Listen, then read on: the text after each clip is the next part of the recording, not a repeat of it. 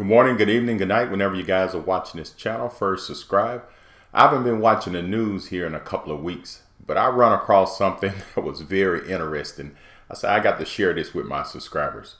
CNN is telling the Biden administration that it's a disaster.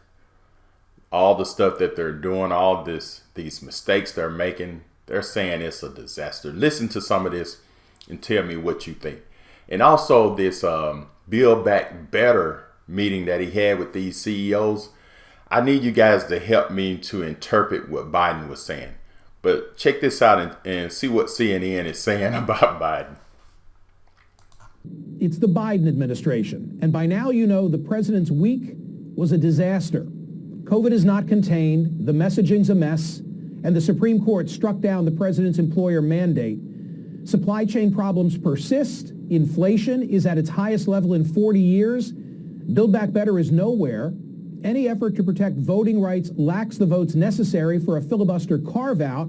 And there's a question of how to react to Russia amidst reports that it's ready to raise a false flag as a pretext to invade Ukraine. It's enough for Biden to be envious of Boris Johnson. Against this backdrop, hosting a BYOB garden party while the rest of the nation is in lockdown. So today, CEOs from companies like Ford, HP, Etsy, Microsoft, and others will be at the White House to hear from the president directly on this. We're in a climate emergency. That's why I'm here. I'm going to pause this for a minute. I want you guys to listen to this very closely and tell me, I need somebody to interpret this for me because I don't have a clue of what Biden said. I don't think these CEOs did either. I think they just agreeing so they can get some kind of benefits from this guy. But anyway, guys, tell me what he just said. Mary, I'm always talking about Corvettes. I don't want to make Ford or anybody else upset. But I might point out, when I went to Dearborn, driving that, was up there. I don't know, man. I think the press thought I was crazy. I enjoyed it so much going up and your new EV factory in. Okay, I'm looking for a job, Mary. But anyway, all kidding aside, I'd like to,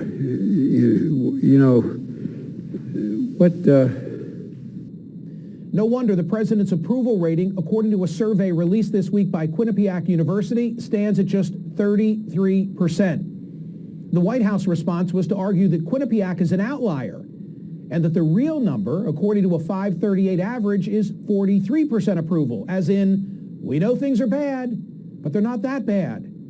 Scott, I read a piece that you just wrote, essentially saying this is Joe Biden doing what Joe Biden does. Yeah, well, I never imagined how quickly this would all unfold. The person they sold on the campaign, the nice old, moderate grandpa who just wanted to help everybody get along and compromise, is not what we got over the last year.